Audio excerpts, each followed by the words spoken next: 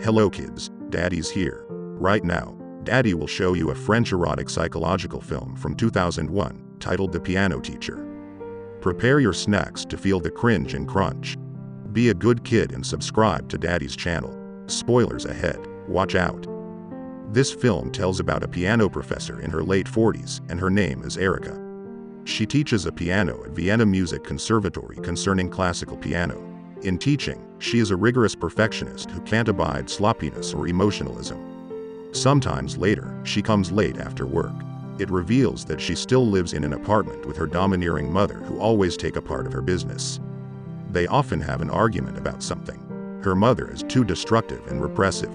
Like it always happened, they both ask for apologize each other. Erika lives with her mother while her father is locked away in an insane asylum. She is vacillating between a simpering little girl and an adult struggling for something. Her life at home lays the basic foundation for her psychology, and she never gets married. She and her mother are invited to music recital. Erika then meets Walter Klemmer, a young aspiring engineer who also plays piano. She shows her master skill to play piano in front of guests there. Everyone there amazed by her show. When the show is over, Klemmer approaches her and kisses her hand. He expresses admiration for her talent for classical music. He begins to talk about how much he appreciates them. Erika seems interested in his knowledge about classical piano while young people like him prefer to listen to pop or rock music. It proves that Klemmer is a 17-year-old engineering student from a bourgeois background and loves to play piano. Erika's mother approaches her and she gives her opinion about Klemmer, who seems a bit of leech and tries to take an advantage. Klemmer shows his skill in front of everyone there. He combines two classical piano compositions at once. For people who never get piano education formally, Klemmer is too clever for that. Erika teaches a young geek girl, Anna. She prepares for Anna's show at the conservatory soon. In her private life, this lonely and aloof woman is caught in the crossfire of deep-seated sadomasochistic desires. Erika has some sexual hang-ups.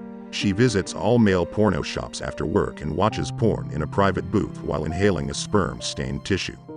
While she's teaching, Klemmer comes to meet her. He asks her to join her master's class. She replies that he should do registration first and expels him out because he has disturbed her class. Klemmer finally joins the exam at the conservatory to be Erika's student. He shows his piano skill in front of professors.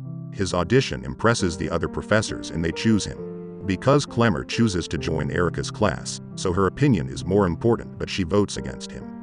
Erika cites his divergent interpretation of and questions his motivations why he wants to join this class.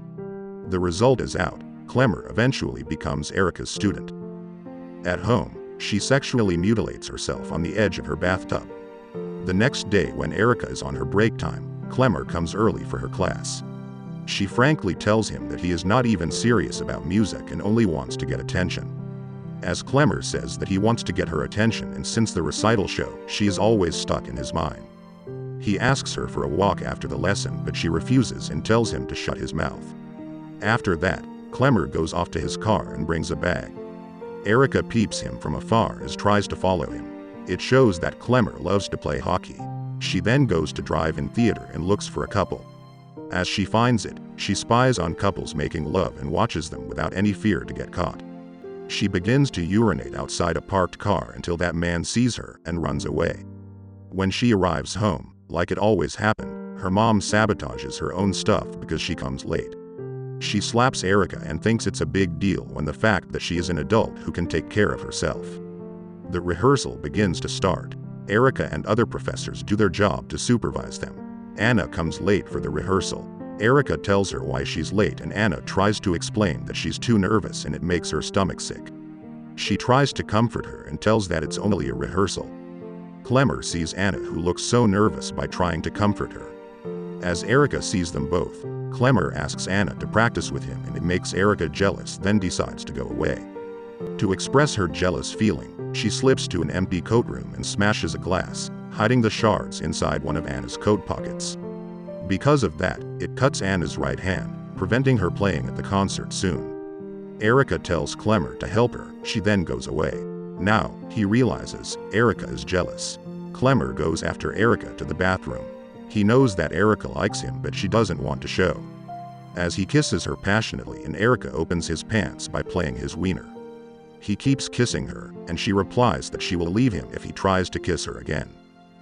Clemmer thinks she's not fair by leaving him like this, when they started and they should end it too. In the struggle for control, Erika informs him that she'll spell out the terms of their relationship in a letter. The following day, Anna's mother comes to Conservatory. She cries and tells her about Anna's condition. It's permanently damaging Anna's hands and ruining her aspirations to play at the concert. Erika is then wholly sympathetic about what happened to her and says she will be a substitute for her for the concert. She is such a psycho. Clemmer has a class with Erika. She's so arrogant and cold to him. She doesn't allow him to stare at her. He feels fooled by her after what they did yesterday. He thinks she tries to play around. She gives him a letter regarding what he can do with her. She asks him to read it alone, then she will call him. Clemmer follows Erika to her apartment and becomes so obsessed with her. Erika forces him to go home and read the letter first before he meets her. He doesn't want to go and keeps insisting to get into her apartment. She finally lets him and gets into her room by blocking the door with her cupboard. He can't even contain himself anymore, as he tries to open her clothes, but she forces him to read the letter first. Now, he gives up and follows her instruction. That letter contains sexual activity involving such practices as the use of physically restraint in a variety of ways. In Erika's case, she wants him to do it by using a rope, whip, and chains.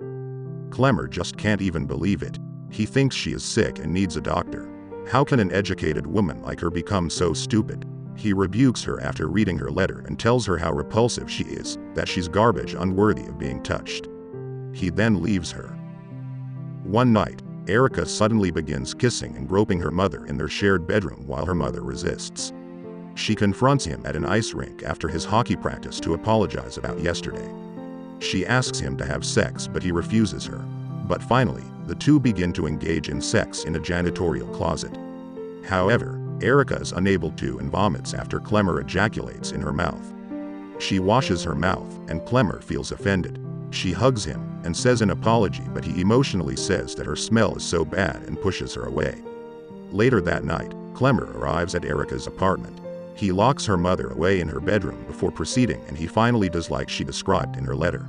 He stops for a while and takes a drink. He then continues to have sex with her.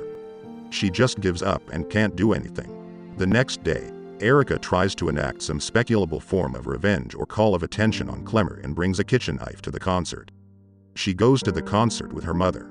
It proves that she is scheduled to substitute for Anna's show. Before the show begins, she waits outside and sees Clemmer arrives. He enters cheerfully, laughing with his family, and flippantly greets her. Moments before the concert is due to start, a distraught Erika calmly stabs herself in the shoulder with the kitchen knife and exits the concert hall into the street. That's all for today, kids. Help Daddy by like and subscribe. See you on the next videos.